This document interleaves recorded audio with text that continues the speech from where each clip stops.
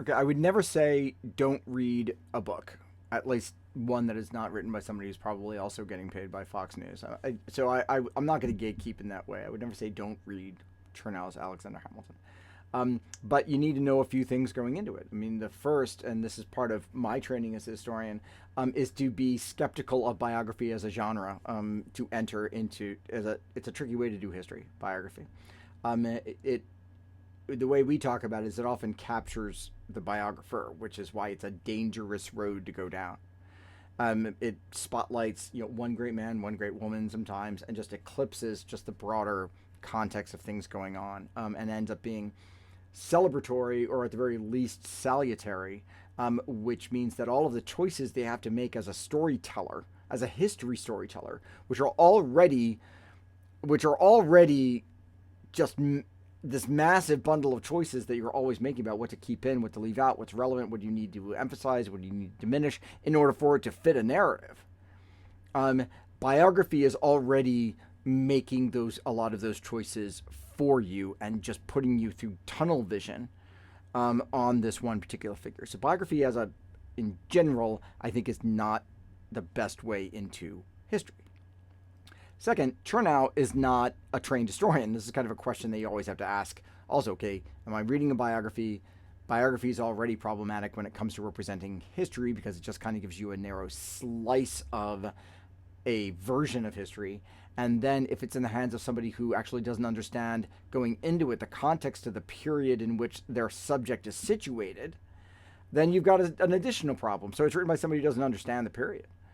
So you're not going to get any of this context because they're not going to read the sources based upon their own perspective. They're not going to read the sources based upon Hamilton's perspective or the perspective of Hamilton's contemporaries.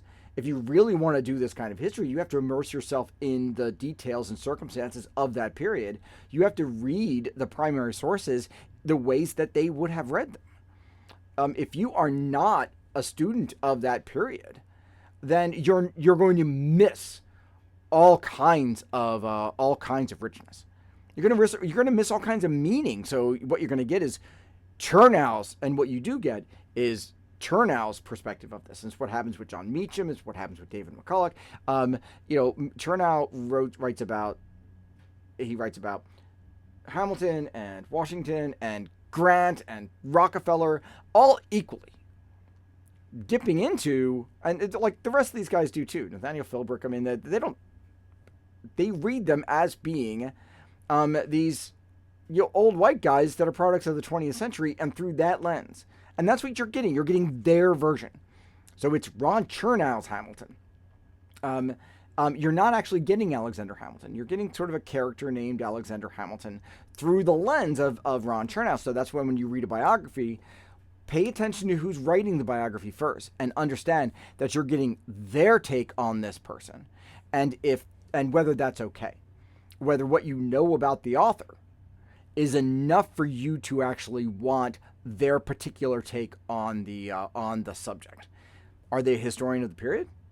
Are they a historian of the time and place of this subject? Then you might read it in a different way. But if they're not, if they are just coming at it cold like anybody else would, then you've got to hope that the insights that they bring to it based upon their own personal approach to the subject are worth the effort. So think about it that way. So particularly with serial biographers who never actually do history, and they're not trained as historians. So they're not trained to read context. They're not trained to situate themselves into the details and circumstances of the era, nor be able to make sure that they are reading the room that Hamilton is in. They're going to get it wrong. And then you get Miranda, who's several steps removed from that, no matter how many conversations he has with Joanne Freeman. So yeah, read the book, absolutely, but read critically. I mean, recognize that it's just one perspective, and it's a narrow one and problematic one at that.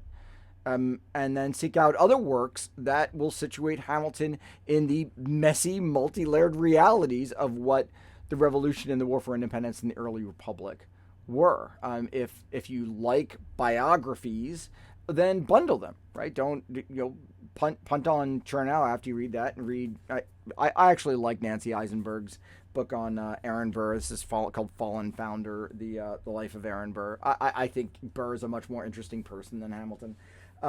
But this book is problematic too, even though Nancy is a historian of the period, and she is deeply offended by Chernow, and deeply offended by Miranda's Hamilton. Right? She is deeply pissed off about them. And so writes this whole book sort of as a corrective. So this is a brief for the defense, is what this book is. But you got to read it like that because it is not objective enough. It's highly subjective about Aaron Burr, but anybody who writes a biography is going to be highly subjective. And she's got a stake in Aaron Burr. She really likes Aaron Burr, so it's problematic in that sense. But you can bundle these, and maybe throw in Merrill Peterson's 1-volume biography of Thomas Jefferson if you are interested in just sort of that white guy thing. I think that there are plenty of people out there who are more interesting, who deserve the attention. But by all means, biography is an okay entry point, but you can't stop there, right? You got to round it out with actual histories. If it gets you into a period and you really want to understand that period understand sort of the richness of the period, and then come back and realize how much Chernow just misses. Like, well, wait a minute. Can we talk about the Reynolds affair a little bit more? Can we talk about his relationship with John Lawrence a little bit more? Can we talk about his absolute adherence to monarchy and his love for the British Constitution a little bit more? Can we take seriously his contemporary critics? Oh no, I didn't embezzle because I was having the latest affair. I was cheating on my wife the most recent time. Get a pass. He's just a plucky self-starter, that Alexander Hamilton. But and that's the problem with biographies. So there are books that I like, and I can recommend some, but I just tend to stay away from biographies other than kind of dip into them. But I always ask who's writing it, because that is going to tell you whether it's actually worth your time, or at least how much time you need to spend taking seriously the portrayal that is being represented. And again, Chernow, not a historian, misses great swaths of the 18th century, and therefore he misses great swaths of who Alexander Hamilton was, which means that anybody else who's getting that in remove is going on a slippery slope, I think.